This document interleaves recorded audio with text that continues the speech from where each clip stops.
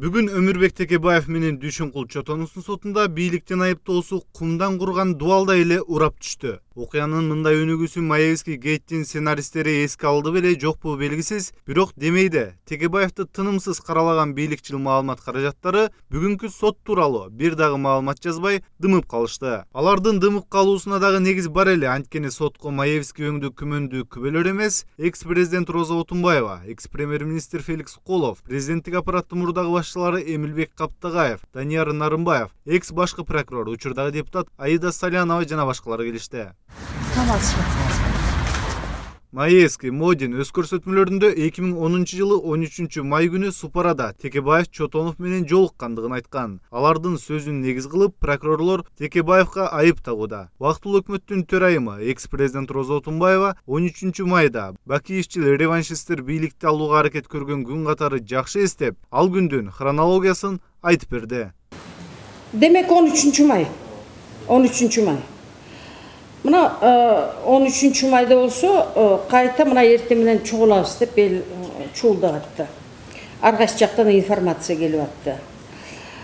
Мен болсо губернаторлордун баары менен сүйлөшүп чыктым. Кандай ситуация, эмне болуп атасыңар? Бекем болуп тургула деп туруп.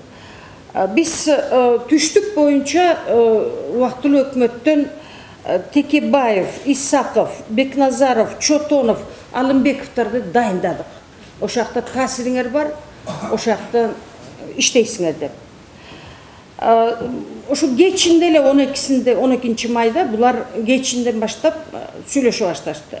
Ош менен Жалал-Абад менен ситуация кандай, эмне кылабыз деп туруп сүйлөшүп атышат. Саат 8-де менде эртең менен оперативный чогулуш болот. Ал оперативный чогулушта биз мындай мага доклад берип атышат. Ош менен Жалал-Абадка, Баткенге, ошо бакиевчилдердин баары, алар тапкан элдин баары ошакка чогулуп атат деп. Ситуация абдан курч болуп турду. Саат 2-де бизде экстренный чогулуш болуп атты. Биз Исаковду ошондо спецпредставитель по югу деп дайындадык. Отунбаева 13 май оор күндөрдүн бири болгондуктан убактылуу өкмөт мүчөлөрү тез-тезден чогулуп турушкандыгын айтып, Текебаевдин бир жака жолугушууга барып келе калууга убактысы болбогондугун билдирди.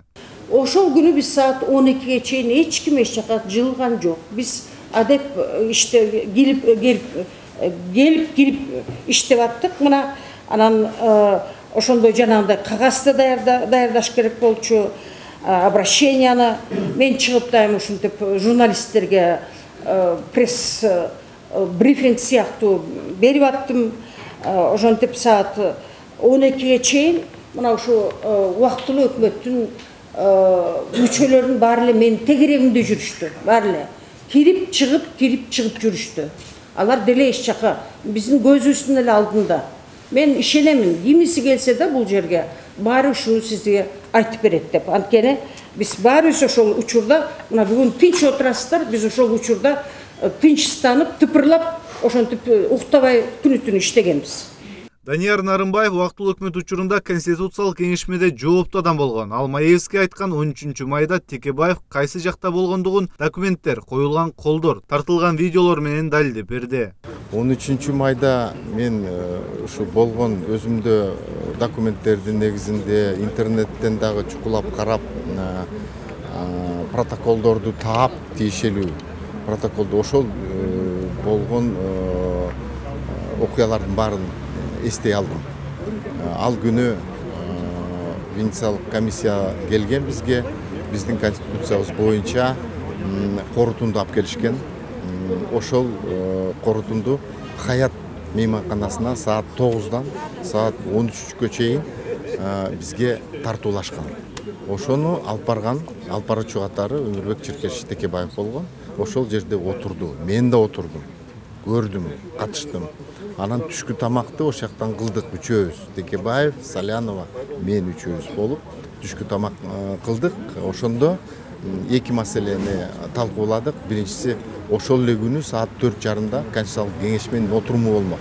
Кандай маселелерди карайбыз? Аябай чатак маселелер көп болчу. Ошолорду талкууладык.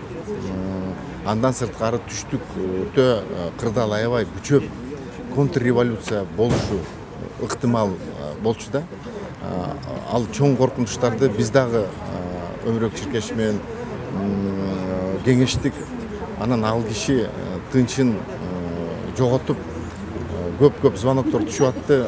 Тамагын эптеп ичип, анан мен кеттим деп убактылуу өкмөт көздөй жөнөдү. Биз тигил Венециялык комиссия менен ишибизди бүтүрүп коштошкондон кийин Пинарага бардык. Саат 4:30 ошол жерден Конституциялык кеңешме өз отурумун баштаган. Саат 6-ларга жетпей Өмүрбек Чиркешев келип калды өзү. Биринчи ирет өз сөз сурады.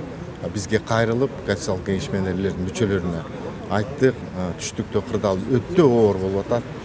Бул жерде биз майда барат маселелерге алаксыбай, эң негизги маселени чечели. Конституцияны, жаңы конституцияны сөзсүз кабыл алышыбыз керек. Кийинкиге калтыргыла деген сунуштардан четтейли, сөз түрдө кабыл алалы деген жакшы бир мындай жалындуу сөз айтты. Ошого биз ынанып, Конституциялык кеңешменин мүчөлөрү саат 9-га чейин аябай жигердүү иштедик. Анан саат 9-да Өмүрбек Чиркешев дагы убактылуу өкмөткө барышым керек деп кетип калды.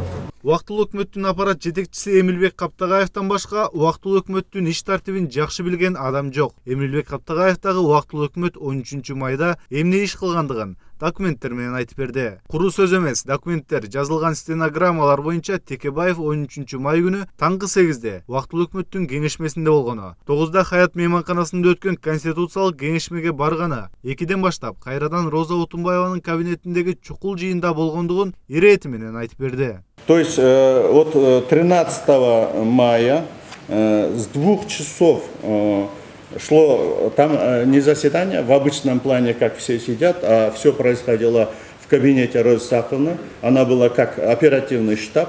И вот с 2 часов практически все члены Временного правительства, которые находились в Бишкеке, они были там. То есть никто никуда не отлучался.